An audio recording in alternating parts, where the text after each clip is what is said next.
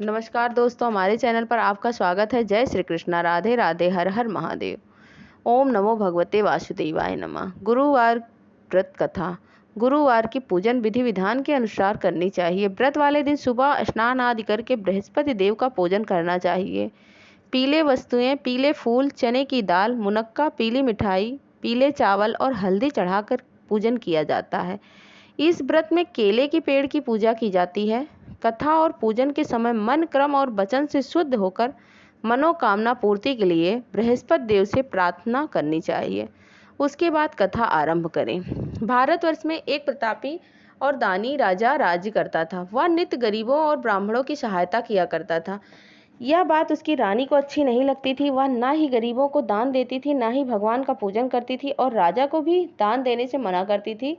एक दिन राजा शिकार खेलने के लिए वन में चले गए तो रानी महल में अकेली थी। उसी समय बृहस्पति देव साधु वेश में राजा से के महल में भिक्षा के लिए आए और रानी से भिक्षा मांगी। भिक्षा देने से रानी ने इनकार कर दिया। कहा, हे साधु महाराज, मैं तो दान पुण्य से तंग आ गई हूँ। मेरे पति सारा धन लुटाते रहते हैं। मेरी इच्छा है कि हमारा सारा धन नष्ट हो जाए, फिर ना रहेगा बांस, ना बाजेगी बांसुरी।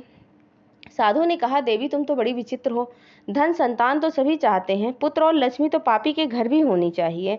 यदि तुम्हारे पास अधिक धन है तो भूखे को भोजन दो, प्यासों के लिए प्याऊ बनवाओ, मुसाफिरों के लिए धर्मशालाएं खुलवाओ। जो निर्धन अपनी कुंवारी कन्याओं का विवाह नहीं कर सकते उनका विवाह करा दो।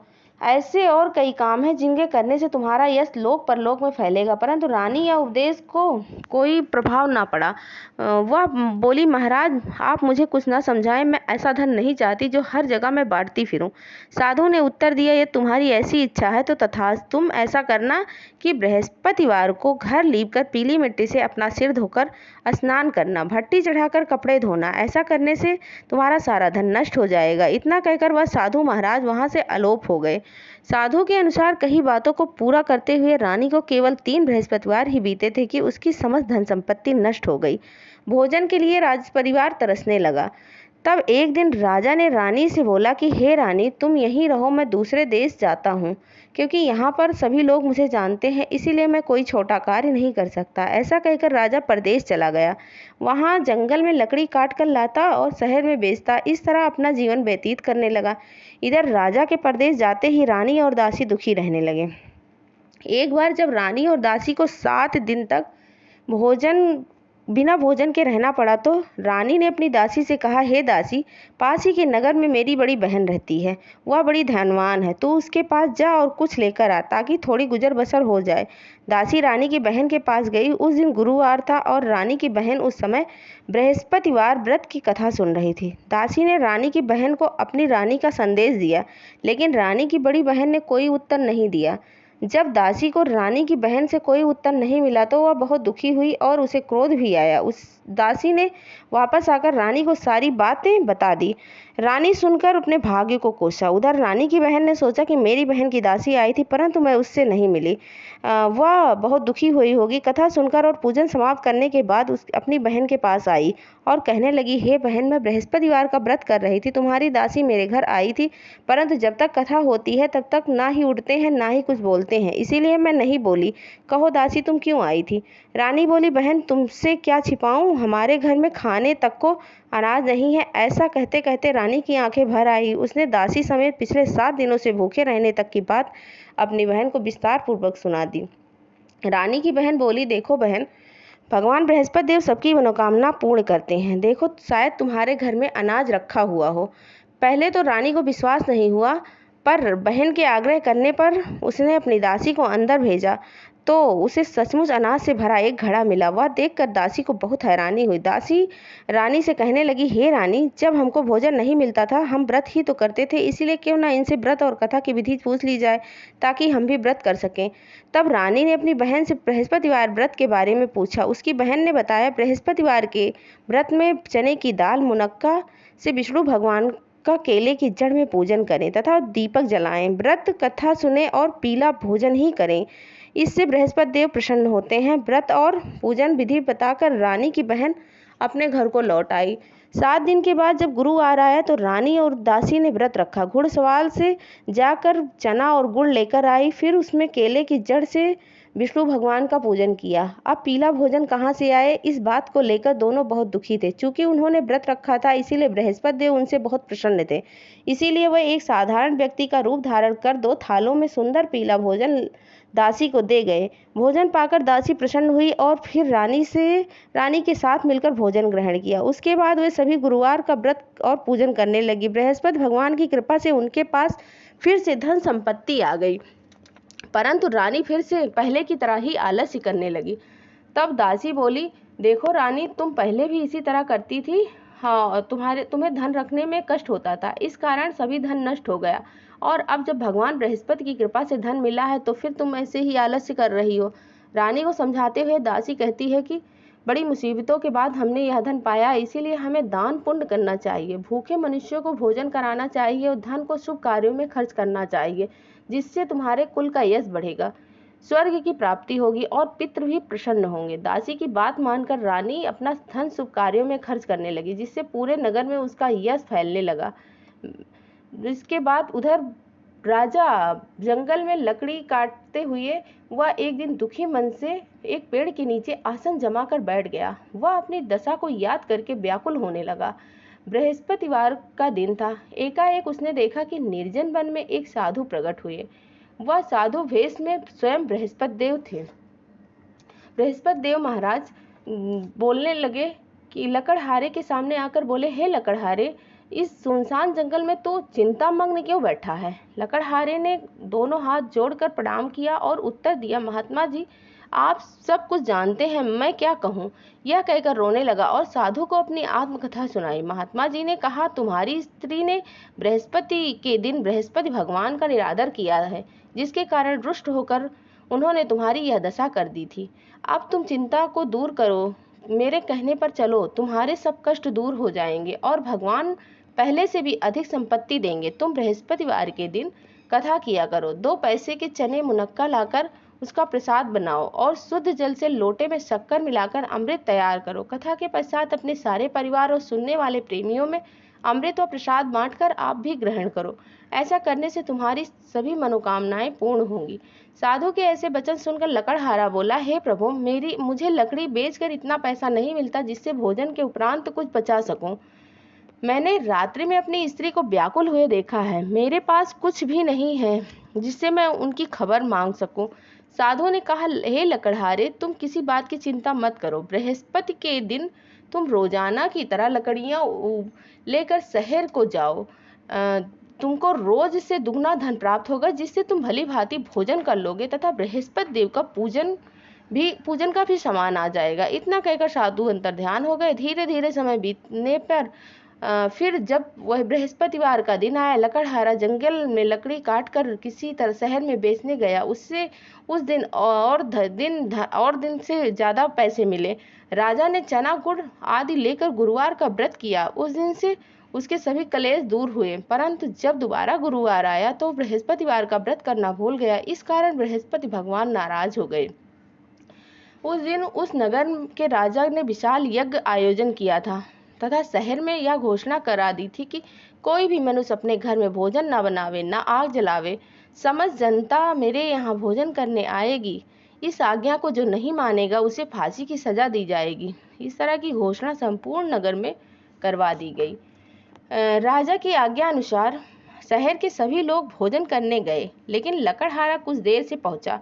इसीलिए राजा उसको अपने साथ घर लिवा के गए और ले जाकर भोजन करा रहे थे तो रानी की दृष्टि उस खूंटी पर पड़ी जिस पर उसका हार लटका हुआ था। वह वहां पर दिखाई नहीं दे रहा था। रानी ने निश्चय किया कि मेरा हार इस मनुष्य ने ही चुरा रखा है।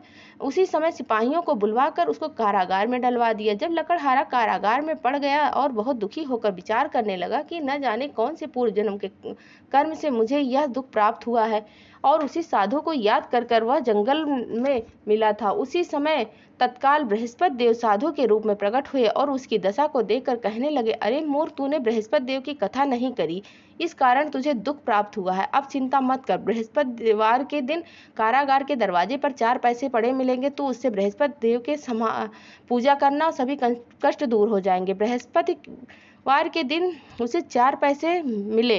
लकड़हारे ने कथा कही। उसी रात्र को बृहस्पति देव ने उस नगर के राजा को स्वप्न में कहा, हे राजा, तुमने जिस आदमी को कारागार में बंद कर रखा है वह निर्दोष है, वह राजा है, उसे छोड़ देना।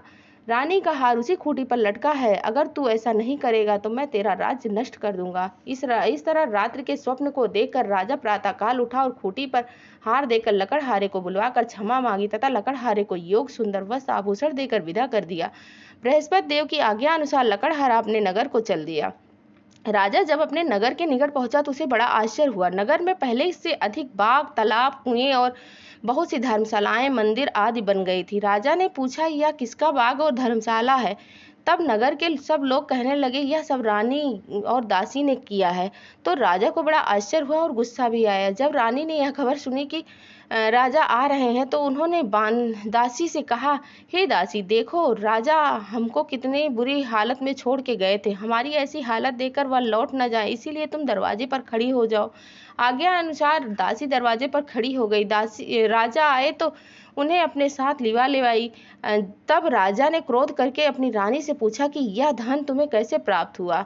तब उन्होंने कहा, हमें यह धन बृहस्पति देव के इस व्रत के प्रभाव से प्राप्त हुआ है। राजा ने निश्चय किया कि रोज सभी बृहस्पति देव की पूजन करेंगे, परंतु मैं प्रतिदिन में 3 बार करता रहूंगा। रोज व्रत करूंगा और हर समय राजा के दुपट्टे में चने की दाल बंधी हुई रहती थी। दिन में 3 बार कहानी कहता था।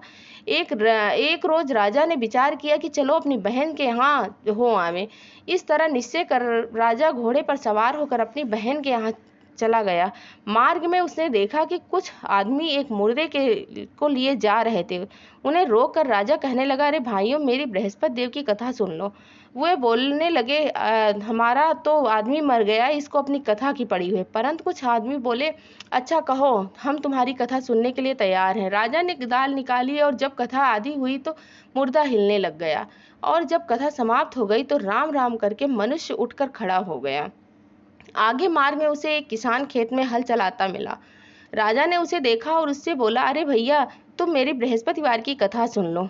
किसान बोला, जब तक मैं तेरी कथा सुनूंगा तब तक 4 हरैया जोत लूंगा, जा अपनी कथा किसी और को सुनाना। इस तरह राजा आगे चलने लगा। राजा के हटते ही बैल पछाड़ खाकर गिर गए तथा किसान के पेट में जोर से दर्द होने लगा। उस समय उसकी माँ रोटी लेकर आई। उसने यह जब देखा तो अपने पुत्र से यह सब हाल सुना, और उसके बाद बुढ़िया दौड़ी दौड़ी उस घुड़सवार के पास गई और उससे बोली कि मैं तेरी कथा सुनूंगी, तू अपनी कथा मेरे खेत पे चल के सुनाओ। राजा ने बुढ़िया के खेत पर जाकर कथा कही, जिसके सुनते ही बैल उठ खड़े हुए और किसान के पेट का दर्द भी बंद हो गया। इसके बाद राजा अपनी बहन के घर पहुंचा। बहन ने भाई की खूब मेहमानी की। दूसरे रोज प्रातःकाल राजा जगा तो वह देखने लगा कि सब लोग भोजन कर रहे हैं। राजा ने अपनी बहन से कहा, ऐसा कोई मनुष्य है जिसने भोजन नहीं किया हो? मेरी बृहस्पतिवार की कथा सुन ले। बहन बोली, हे भैया, यह देश ऐसा है कि पहले यहाँ लोग भोजन करते हैं, बाद में अन्य काम करते हैं। अगर कोई पड़ोस में हो तो देख आऊं। वह ऐसा कहकर देखने चली गई, परंतु उसे कोई भी ऐसा व्यक्ति नहीं मिला जिसने भोजन ना किया है। अतः वह एक कुम्हार के घर गई जिसका लड़का बीमार था। उसे मालूम हुआ कि उसके यहाँ 3 दिन से भोजन नहीं बना है, किसी ने भोजन भी नहीं किया है। रानी ने अपने भाई को कथा सुनाने के लिए कुम्हार से कहा। वह तैयार हो गया। राजा ने जाकर बृहस्पतिवार की कथा कही, जिससे सुनकर उसका लड़का ठीक हो गया। अब तो राजा की प्रशंसा होने लगी। एक रोज राजा ने अपनी बहन से कहा, हे बहन, हम आप अपने घर को जावेंगे, तुम भी तैयार हो जाओ। राजा की बहन ने अपनी सास से कहा। सास ने कहा, हाँ चली जा, परंतु अपने लड़कों को मत लेके जाना, क्योंकि तेरे भाई के पास कोई औलाद नहीं है। बहन ने अपने भाई से कहा, हे भैया, मैं तो चलूंगी, पर कोई बालक नहीं जावेगा। राजा बोला, जब कोई बालक नहीं जावेगा तब तू चल के क्या करेगी? राजा बड़े दुखी मन के साथ अपने नगर को लौट आया। राजा ने अपनी रानी से कहा, हम निर्वंशी हैं, हमारा मुंह देखने का धर्म नहीं है और कुछ भोजन आदि नहीं किया।